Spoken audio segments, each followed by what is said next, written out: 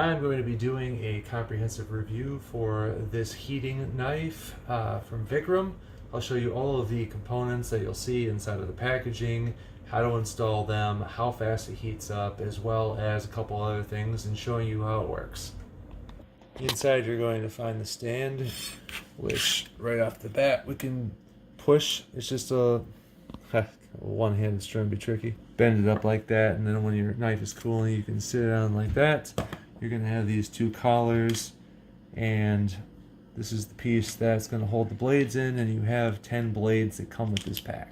Now I'm going to bring it outside because it's a beautiful day and I don't want styrofoam fumes, or well, any fumes for that matter, so see you out there. Don't get too carried away. I am going to start with the styrofoam, by the way. If I want to go to that knife attachment, I'm just going to remove this part. Now this comes in a two-part segment. So what's going to happen is this is going to slip through here, and then this is going to go into there. And before I fully tighten it, I have to take one of my blades right out here, and I'm going to put it in that little slot. I don't know if you can tell, there's a slot that you can put this thing through there. So I'm going to slip that through, and then I'm just going to tighten it. You could tighten it with a tool as well, but you can tell it's not going to go anywhere, so that'll be okay. And I'm going to fire it up and let you know how long that takes.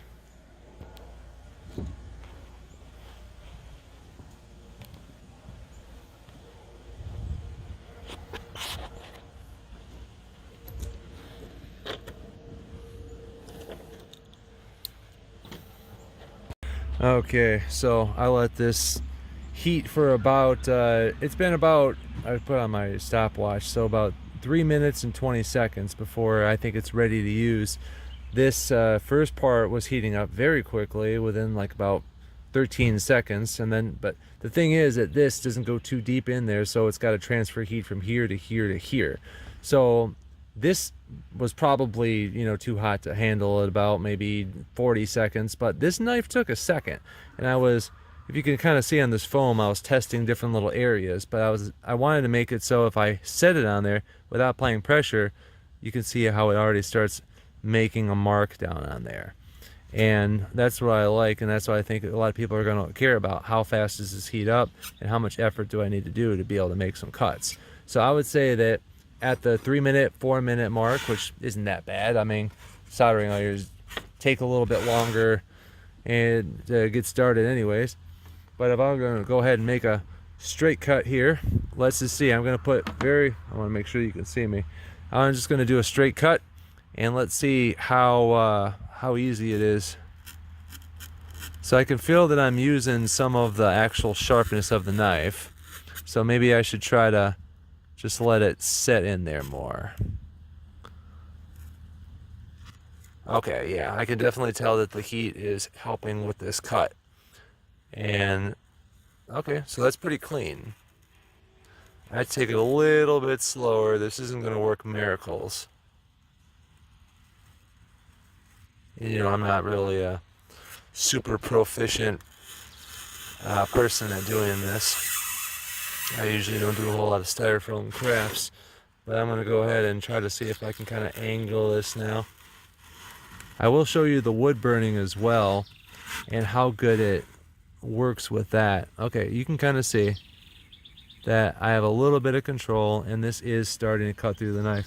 So I don't know, maybe that magical time is about 5 minutes or so, because as you can see, this is going right through there now. I don't actually need all that much effort at all. And I'm going to show you the blade in just a second so you can verify how much gunk's on there or not. I can see there's a little bit of oxidation. Let's get up by the camera here. There's a little bit of oxidation right there, but I'm sure you can wipe that off. Matter of fact, I'll wipe it off of my piece of wood. Let's see if it comes off there. Okay, so it might be a little bit of gunk to worry about.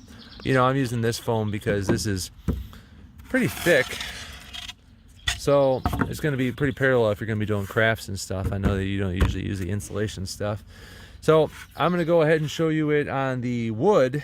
Obviously I'm going to change this blade, so first I'm going to let this cool for a second, and then I'm going to do a fun little project I think you'll appreciate.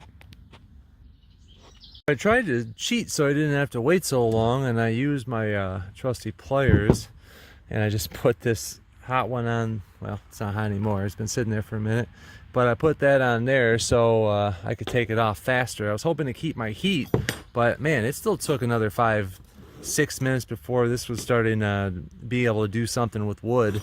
But what I got over here is, let me just set that down. I've got this bird box. Maybe we can adjust the camera here.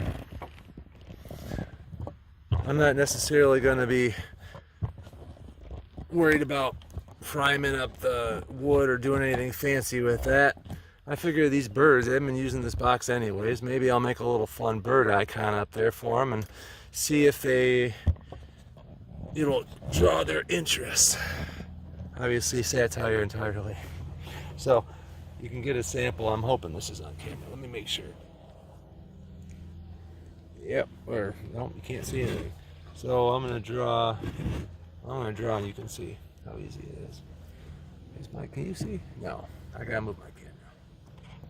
So I just moved the birdhouse instead. That'll be fine. Let's just put on this front face. Now I know this is kind of like old, decrepit paint, but let's draw a beautiful little bird for our friends to see. I'll do my best job at how I can do. Oh, okay. I've actually got a decent amount of control. You know, I actually can draw fairly all right. This is a little bit different. For one, there's no eraser, but I'm sure I could just add to the picture. I've never really done too much erasing even with the pencil.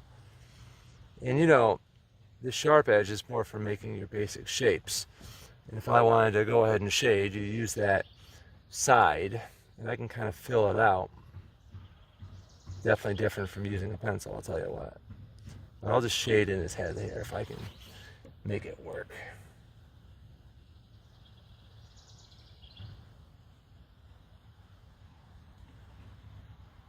Well, maybe I should have cleaned this project up a little bit more, I'd say.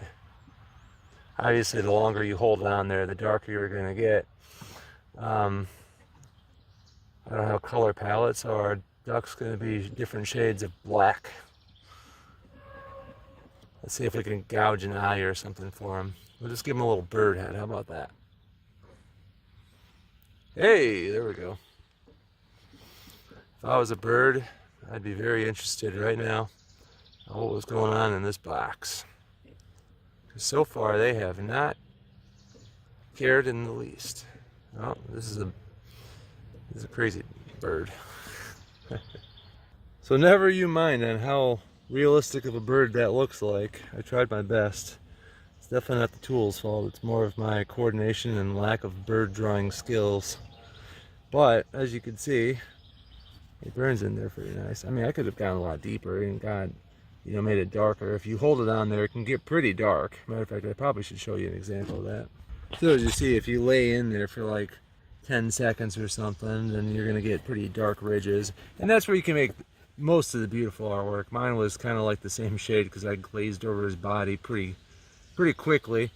But if you have the patience and you want to do either some styrofoam crafts or you want to do some kind of wood burning stuff, then I think this is perfectly suitable, at least for a beginner.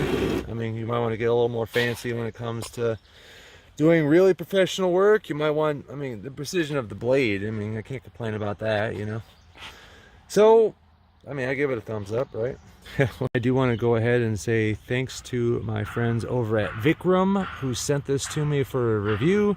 It was a fun process, and I'm hoping that I created an informative video on if you're deciding if this is going to be something for you.